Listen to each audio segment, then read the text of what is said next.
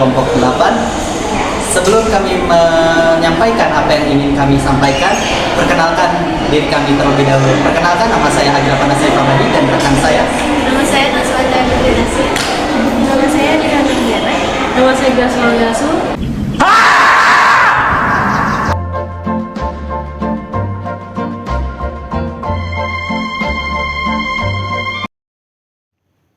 Poin yang A yakni adalah Y, nilai dan identitas. Yang pertama yakni adalah masalah apa yang cukup mengganggu hingga layak dipecahkan lewat bisnis.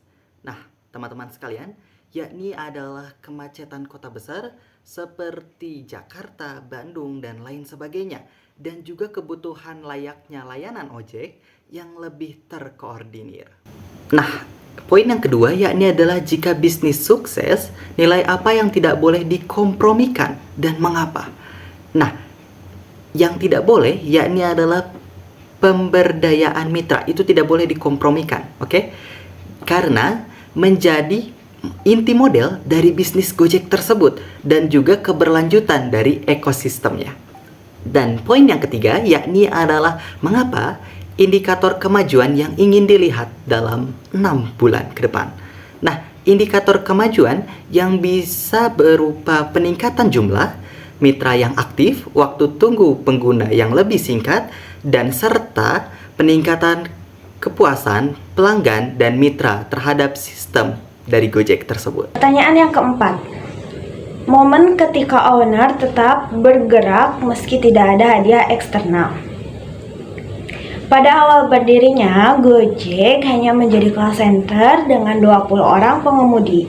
Tetapi Nadiem tetap semangat karena ia yakin bahwa solusi digital bisa membantu jutaan orang mencari nafkah dengan lebih efisien. Pertanyaan yang kelima, target finansial mana yang justru melemahkan motivasi dan kenapa? Karena jika fokus hanya pada profit, itu bisa mengabaikan misi sosial. Misi Gojek untuk membantu masyarakat lebih kuat untuk membangkitkan motivasi. Pertanyaan yang keenam, seberapa besar peran komunitas atau mentor terhadap semangat? Berikut contoh konkretnya. Peran komunitas sangatlah besar. Nadiem banyak belajar dari rekan sesama pendiri, startup, dan investor yang percaya pada visi sosial Gojek.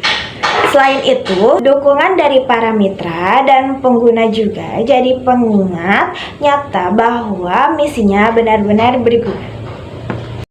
Visi 3-5 tahun dalam kalimat perubahan. Dengan bisnis saya, Indonesia akan berubah dari sulit mengakses transportasi menjadi layanan mobilitas cepat dalam satu aplikasi. Jika visi terasa mengawang, bagian mana yang bisa diukur dan diuji? Bagian yang bisa diukur adalah jumlah pengguna aktif, waktu pelayanan, dan peningkatan pendapatan mitra. Apa konsekuensi jika visi tidak tercapai? Siapa yang dirugikan? Jika visi tidak tercapai, mitra pengemudi dan masyarakat pengguna yang akan kehilangan peluang besar untuk meningkatkan ekonomi lewat teknologi. Pasar yang terbaru bisa menjadi tanda bahwa model bisnis harus bergeser atau pivot. Contoh pada Gojek itu ada transisi dari layanan berbasis call center ke aplikasi mobil karena semakin banyak pengguna smartphone. Riset menunjukkan perilaku pengguna berubah, jadi perusahaan beralih ke solusi yang lebih cocok. Di sini mengapa penting? Karena pivot yang didukung oleh data mengurangi risiko tebak-tebakan, memastikan sumber daya difokuskan pada solusi yang benar-benar dibutuhkan pasar. Yang kedua adalah risiko kalau diabaikan. Yang pertama, perusahaan bisa kalah cepat oleh kompetitor atau kehilangan relevasi karena tidak merespon perubahan perilaku pengguna. Yang ke-11, bias kognitif yang mungkin terjadi dan contoh nyata, yaitu sunk cost bias, mempertahankan produk atau layanan meski merugikan karena sudah banyak investasi atau waktu uang. Contohnya itu seperti tetap mempertahankan layanan call center mahal padahal trafik perpindahan ke aplikasi. Confirmation bias itu hanya mempercayai data atau opini yang mendukung ide awal, mengabaikan sinyal negatif. Contohnya itu manajemen mencari bukti yang mendukung bahwa model lama masih relevan, padahal tren menunjukkan penundaan penurunan penggunaan. Cara mitigasi yang dilakukan atau diusulkan itu seperti uji pasar ulang atau eksperimen kecil, bermitra dengan komunitas atau mitra lokal untuk validasi, dan membangun budaya pengambilan keputusan berbasis bukti seperti yang Gojek lakukan lewat inovasi dan kemitraan. Dan yang ke-12, biaya terlihat dari mengeksekusi visi. Jenis biaya non finansial dan strategis. Yang pertama itu adalah regulasi.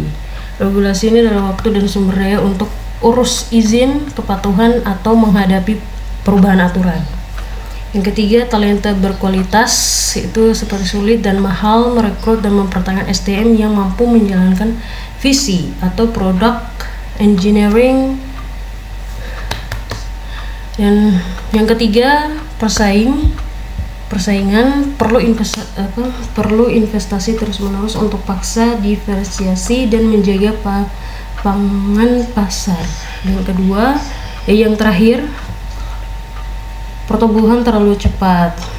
Itu salah satunya menimbulkan masalah operasional, menurunkan kualitas layanan, tekanan psikologis pada tim, dan resiko reputasi. Implikasinya itu meski visi besar menjadikan nilai, eksekusi memerlukan perencanaan sumber daya manusia, kepatuhan regulasi, manajemen strategi organisasi, dan strategi pertahanan agar biaya strategis dan psikologi tidak menghancurkan perusahaan.